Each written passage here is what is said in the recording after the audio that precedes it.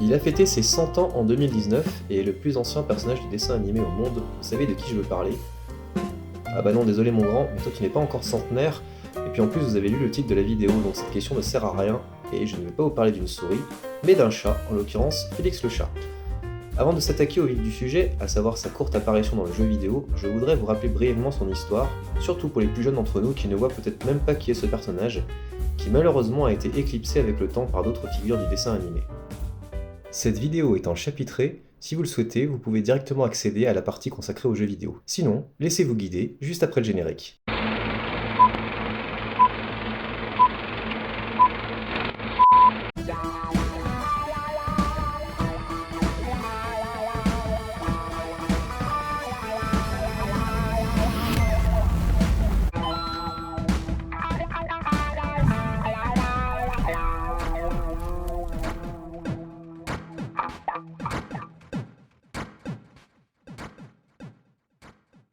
La première apparition de Félix est un dessin animé en 1919 appelé Feline Follies.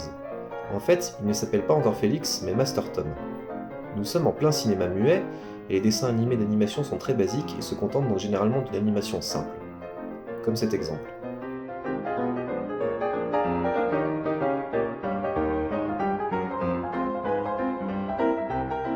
Master Tom, quant à lui, est très expressif et peut donner même sans parler des indications sur ses réactions. Il utilise notamment sa queue pour se brosser les dents, s'en sert comme d'une corde ou dessine avec un point d'interrogation pour marquer son étonnement.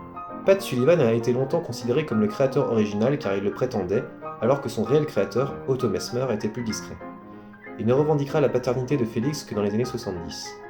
Otto Messmer avait souhaité réaliser un chat noir afin qu'il soit plus facile à dessiner. Il sera rebaptisé le chat chanceux par le producteur John King, puis Félix le chat. Par la suite, de nombreux films mettant en scène le chat anthropomorphique seront produits. Félix est facétieux, danse Charleston et s'inspire fortement de Charlie Chaplin, avec qui il partagera la vedette dans le film Félix in Hollywood en 1923. C'est d'ailleurs la même année que la bande dessinée sera produite.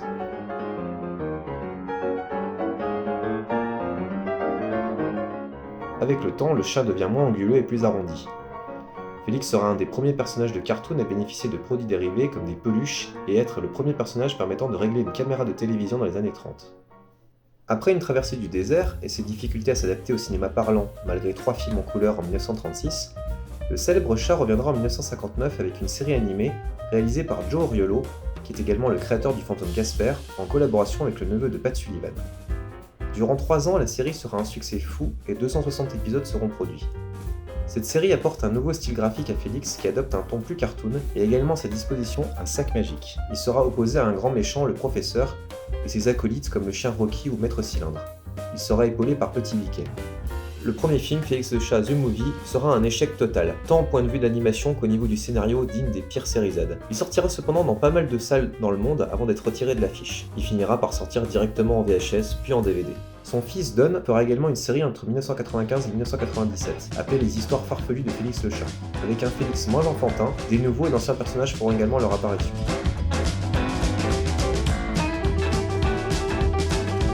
Une série américano-japonaise appelée Baby Félix sera produite entre 2000 et 2001. En 2004 cependant, Don Oriolo retournera cette fois à la réalisation et le résultat sera bien meilleur avec un film qui s'appelle Félix le chat sauve Noël. Cependant, le film ne bénéficiera d'aucune sortie en salle et sortira directement en DVD. Depuis 2014, les droits ont été revendus à DreamWorks qui s'est fait racheter en 2016 par NBC et aucun projet n'a été réalisé ou envisagé jusqu'à 2020 où la société Wild Brain, Stoopy in Space, Transformers Rescue Bots serait en train de plancher sur une nouvelle série télé, le début d'un renouveau.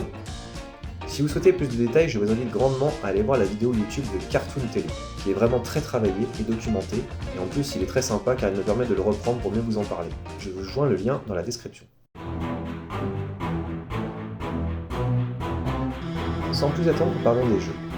Bien sûr, je vais vous parler des jeux que l'on connaît tous, à savoir les jeux sur NES et Game Boy. Mais il est possible que vous ignoriez que des jeux avaient été développés pour le PC. Alors c'est parti. Commençons dans l'ordre. En octobre 1992, sort sur NES le jeu Félix the Cat. Il sera suivi par l'épisode Game Boy fin décembre 1993. Le jeu n'est pas sorti au Japon alors qu'il était prévu pour sortir le 18 décembre 1992, pour un prix de 5800 yens, mais il a été annulé et aucune information ne l'explique. J'ai cependant trouvé un article d'un blogueur japonais mettant en avant le fait qu'il n'était peut-être pas assez populaire au pays du soleil levant, et que le look trop occidental n'aurait pas donné de bonnes ventes. Ce ne sera pas le cas de la série Baby Felix dont je vous parlais précédemment, mais ça aussi j'en parlerai plus tard. Suite au succès de la série, et au retour en 1988 du film, créer un jeu Félix le Chat n'est en soi pas une très mauvaise idée. Le jeu d'ailleurs a été réalisé avec la participation active de Noriolo.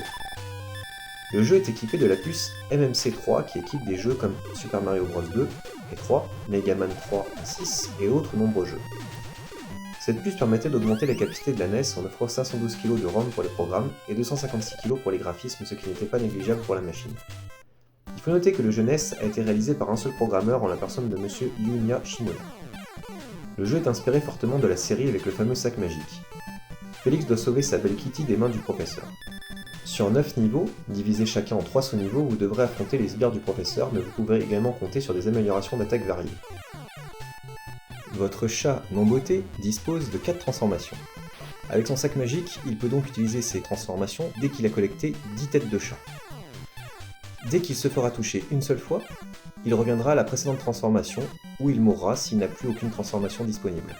Les cœurs qui sont situés en haut à gauche ne sont pas ses points de vie, mais justement sa barre de magie.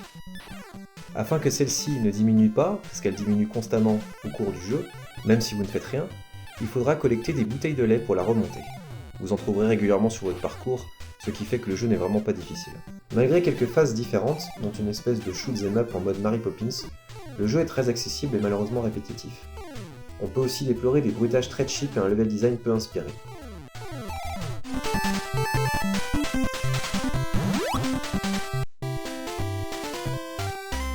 Le jeu Game Boy était un très bon portage avec moins de niveaux, seulement 12, mais il possède les mêmes défauts. Il est très bien animé et plutôt mignon malgré des décors un peu vides par moments. En y rejoignant une seconde fois, j'ai pris plus de plaisir, mais le jeu est tellement facile et la fin tellement rapide que c'en est réellement frustrant. Je vous montre brièvement des images du jeu. Les différentes transformations et le graphisme du jeu Game Boy font, selon la presse de l'époque, un jeu très joli mais manquant cependant cruellement de challenge. On pourra également constater ponctuellement quelques ralentissements.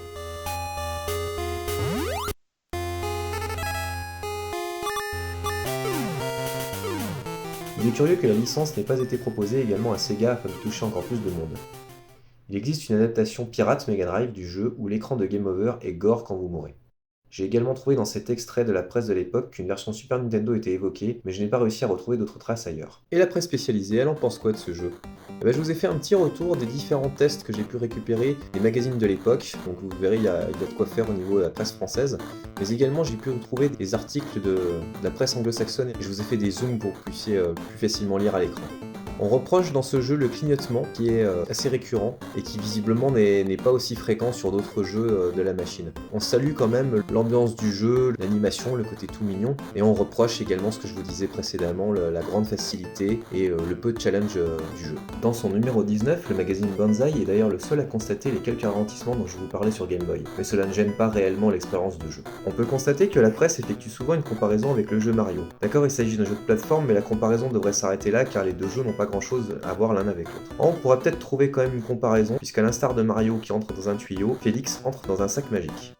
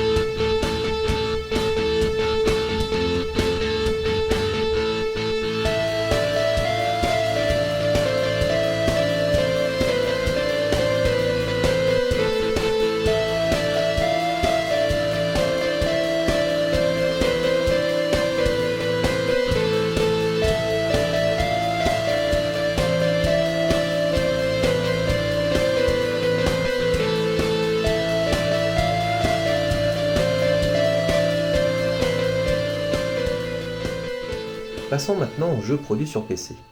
Il y en a eu plusieurs, j'en ai testé 3 pour vous, dont un que j'ai spécialement acheté pour la vidéo car on en parlait quasiment nulle part. Le premier n'est pas à proprement parler un jeu mais un éditeur de mini-dessins animés. Il s'appelle Felix the Cat Cartoon Toolbox. Vous pouvez y jouer en ligne sur cet émulateur dont je vous donne le lien en description. Mais il est également possible de le trouver avec un patch DOSBox permettant de le lancer sur un système moderne.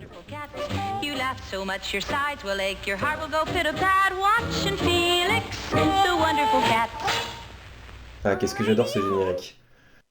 Comme vous pouvez voir, en fait, par la suite, vous aurez accès à toute une série de films qui ont été créés par la société. Ça vous donne un exemple de toutes les possibilités du logiciel, qui sont assez nombreuses.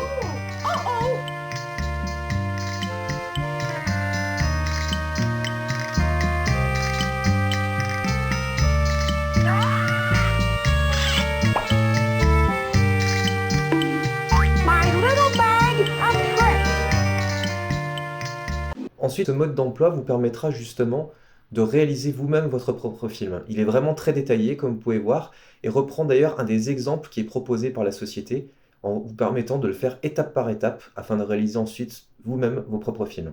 Je vous montre également en vitesse accélérée un des films que j'ai réalisé moi-même. C'est vraiment très basique, mais ça peut vous donner un exemple de tout ce qu'on peut faire. On peut également rajouter des effets sonores, de la musique, et tout un tas d'items sur le décor. Évidemment, c'est limité en termes de place et de nombre d'items, mais simplement, on pourra faire quand même pas mal d'animations en prenant bien le temps de les faire étape par étape. Puisqu'en fait, une animation dure tant de frames, et après, vous pouvez la reproduire ou prendre une autre animation que vous devez superposer à la première. Donc il y a tout un tas d'étapes à suivre afin de vraiment réaliser un film qui ne fait pas saccadé, haché, mais vraiment très, très animé comme a pu l'être Félix le chat. Donc dans l'exemple suivant, comme vous pouvez voir, j'ai en fait créé d'abord mon background, mon fond d'écran, et ensuite j'ai voulu faire déplacer Félix vers une espèce de parasol avec une petite table sur laquelle j'ai mis son sac magique. Et ce qui va suivre après, c'est que j'ai créé une espèce de mini tempête, une mini tornade avec une forte pluie au-dessus de sa tête, des orages et tout.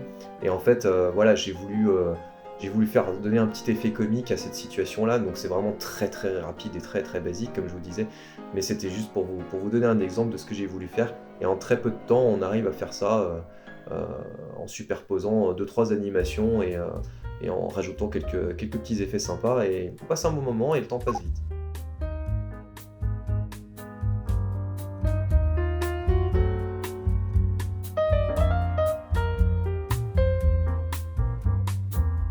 J'en ai découvert un autre grâce au numéro 18 du magazine CDI UK de juin 96 que l'on peut trouver sur archive.org. On y apprend dans une interview d'une directrice du développement des jeux pour enfants qu'un jeu Félix le chat était prévu. Le CDI était alors encore vu étrangement comme un produit plein d'avenir, permettant justement le développement de jeux interactifs pour les enfants. Mais suite à l'échec de ce support, le jeu n'est finalement pas sorti. Cependant, après quelques recherches, j'ai pu découvrir qu'il était sorti l'année d'avant sur PC en 1995. Ce produit n'étant disponible qu'aux USA avec des frais de port élevés sans parler des frais de douane, je préfère vous montrer les quelques images suivantes. Comme vous pouvez voir, il se définit comme la première BD interactive et d'activité de notre Matou pour les enfants de 4 à 8 ans. Au programme des mini-jeux, des chansons, puzzles et jeux pour apprendre à lire et à compter. Je m'attaque ensuite à une série de 2 jeux sortis en 2001, Félix le chat se déchaîne, fait par le studio français LSP, à savoir Light and Shadow Productions. Cette société sera à l'origine de l'édition de plusieurs jeux autour de Félix le chat, mais également au développement de certains jeux comme City Special Forces sur GBA et PlayStation. La société sera absorbée en 2004 par IP Interactive, une entreprise canadienne qui fermera également ses portes en 2005. Le faire marcher a été une vraie galère sans nom. J'ai dû demander de l'aide d'un connaisseur que je salue. Merci Greg, sans toi je n'aurais jamais réussi à lancer le jeu correctement. En effet, le jeu, même s'il est sorti en 2001, demandait Windows 95 ou 98 et 256 couleurs. Mais la mise en compatibilité de Windows 10 ne marchait pas correctement et affichait des couleurs horribles avec des soucis d'affichage et une lenteur telle que le jeu était bien sûr injouable. Pour y jouer, il a donc fallu avoir recours à l'émulation d'anciens systèmes, et donc j'ai dû prendre un émulateur appelé PCEM avec une image de Windows 98. Le CD-ROM est composé de 2 jeux. Un total de 14 mégas de données sur un disque qui en fait au moins 700. Le premier jeu est un jeu où vous incarnez Félix, dans des niveaux à la Pac-Man. Sur plusieurs niveaux, vous devez récolter toutes les étoiles du niveau, et également toutes les bouteilles de lait. Vous affrontez des ennemis, qui consistent en plusieurs chiens Rocky, et quand vous prenez une étoile, vous êtes temporairement invincible comme Pac-Man et vous pouvez aller sur les ennemis. Simplement, vous ne les avalerez pas. Vous avez une barre d'énergie qui diminue quand vous faites toucher, et donc pour regagner de l'énergie, vous pourrez absorber de la nourriture. Vous avez un système de mot de passe qui vous permettra d'accéder à des niveaux différents. Ce clone de Pac-Man est vraiment basique visuellement, mais le côté accessible plaira aux plus jeunes. Le deuxième jeu est un peu plus intéressant et saura se montrer un peu moins répétitif. Vous incarnez cette fois Inky et Winky, les neveux de Félix, et vous devez vous battre contre plusieurs robots ressemblant à Maître Cylindre. Vous pouvez cette fois lancer des pierres pour faire exploser des bombes, ou emprisonner vos ennemis avant de les balancer ou vous en débarrasser, et pour terminer le niveau, il faudra détruire tous les ennemis et collecter les pièces qu'ils abandonnent. Les ennemis continueront de réapparaître si vous ne détruisez pas les bombes. Ils pourront vous faire des dégâts ou vous envoyer également des bombes qui pourront exploser et vous éjecter du niveau. Votre barre de vie sera donc également à surveiller. Heureusement, des mots de passe seront également disponibles. La boîte du jeu annonce 100 niveaux de jeu et de longues heures d'amusement. J'avoue avoir des doutes sur cette seconde annonce, mais bon. Cependant, chose intéressante, vous pouvez y jouer à deux. Je vous conseille cependant d'y jouer en difficulté difficile pour l'apprécier car en normal, le challenge est vraiment trop facile à mon sens. Le jeu ne m'a pas coûté trop cher, personnellement j'ai eu pour 3€, je vous déconseille d'aller au-delà, il ne se trouve pas encore en abandonware. Après cet épisode, attaquons-nous à un épisode Game Boy mais cette fois sur Color. Baby Felix Halloween.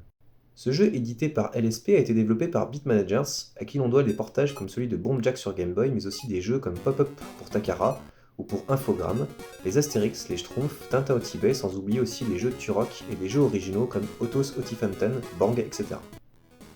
Personnellement, j'avais énormément de scrupules avant de lancer ce jeu, mais j'ai été agréablement surpris. Le jeu est certes simple, et comme la série animée Baby Felix destinée à un jeune public, mais il est beau et coloré avec de gros sprites et une jolie animation. On pourrait regretter les décors un peu vides, mais on s'amuse bien et les univers sont variés. Les images fixes faisant objet de cinématiques sont aussi bien réalisées et fidèles à la série éponyme. Les musiques sont de très bonne qualité. Votre mission est très simple, vous incarnez soit Baby Felix, soit Kitty Cat, qui est une magicienne. Vous pourrez utiliser un lance-pierre si vous avez des munitions ou votre chapeau, ou la baguette magique si vous prenez Kitty. Le jeu a repris la séquence de shoot 'em up de l'épisode Game Boy en proposant un niveau où vous surfez sur une comète. La fin sera la même avec les deux personnages. J'ai beaucoup apprécié les musiques du jeu et je trouve qu'elles accompagnent parfaitement Baby Felix dans les différents univers qu'il doit parcourir. Et c'est marrant car la première chose qui m'est venue à l'esprit quand j'ai lancé le jeu pour la première fois, c'est que ça ressemblait beaucoup à la musique de Tintin et le Temple du Soleil. Et il s'avère qu'il s'agit du même compositeur, en l'occurrence Alberto José González.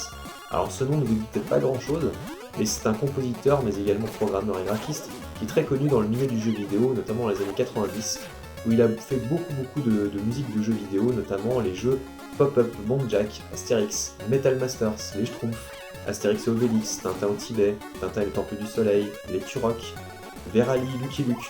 Donc vous voyez, c'est vraiment des musiques de qualité et je vous invite fortement à jouer au jeu pour les apprécier encore plus. Le dernier jeu, Baby Felix Tennis, toujours édité par LSP, a été développé par la société Spark Creative, dont on n'identifie que très peu de jeux, et qui a visiblement aujourd'hui complètement disparu de la circulation. C'est un jeu de tennis avec les personnages de la série Baby Felix. C'est un jeu pour enfants au graphisme qui a très mal vieilli, 2 coups possibles, un coup fort et un coup normal, mais ni smash ni revers. Vous débloquerez des nouveaux personnages ayant chacun des aptitudes différentes et des nouveaux cours de tennis. La réaction de votre personnage, sa vitesse, sa puissance varient selon le personnage certes, mais le nombre de coups ratés alors que vous êtes dessus ou les coups out pour vous ou pour l'IA seront malheureusement légion. Un jeu à oublier et qui est tombé dans l'oubli.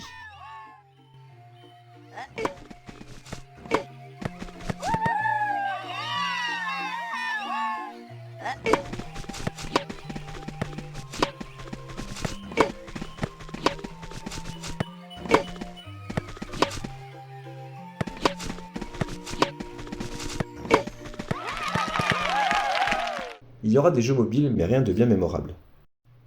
La licence Félix le Chat ne sera jamais adaptée sur une console Sega. C'est dommage finalement car en restant une exclusivité, ce jeu s'est privé d'un marché non négligeable. Les annulations des sorties japonaises des jeux NES et Game Boy sont également regrettables, mais compréhensibles. Alors que dire aujourd'hui de Félix? Était-ce plus une icône qu'une star? Ce chat ancré dans l'époque du cinéma muet des années 20 malgré sa reconversion et son évolution dans les années 60 puis 90, avait-il en quelque sorte déjà une date de péremption? Si Disney a certes tout écrasé sur son passage, nous ne devons pas oublier ce pionnier qu'est Félix le Chat. J'espère que cette vidéo vous aura plu. Si c'est le cas, n'hésitez pas à la liker et à vous abonner à notre chaîne. Et à bientôt sur Blog des Geeks. Ciao ciao.